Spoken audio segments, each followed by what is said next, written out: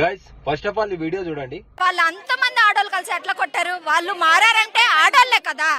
నడి రోడ్డు మీద బట్టలు చింపేసి కొట్టారు. మానంలో కొడితే ఆమె బెడ్ మీద యూరిన్ వెళ్తే బ్లడ్ వచ్చింది. అంత గైస్ ఈ వీడియో చూసారు కదా. ఈ ఘటన అనేది విజయవాడలో జరిగింది గైస్. ఒక లవ్ చేసుకున్నారు ఇద్దరు, ఒక అమ్మాయి అబ్బాయి.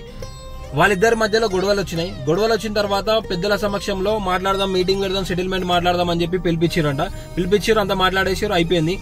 వాళ్ళు అబ్బాయి వాళ్ళ ఇంటికి అబ్బాయి వాళ్ళు వెళ్ళిపోయారు, అమ్మాయి వాళ్ళ ఇంటికి అమ్మాయి వాళ్ళు వెళ్ళిపోయారు.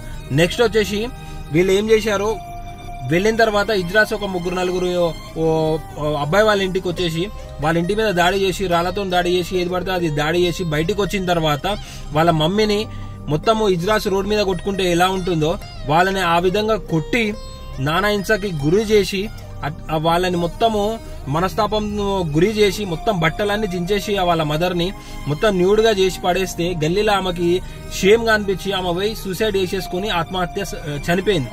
ఇప్పుడు ఎవరు న్యాయం చేయాలి? ఇజ్రాస్ న్యాయం చేయాలా, లేకుంటే అక్కడ ఉన్న గవర్నమెంట్ న్యాయం చేయాలా? ఎవరు న్యాయం చేయాలి?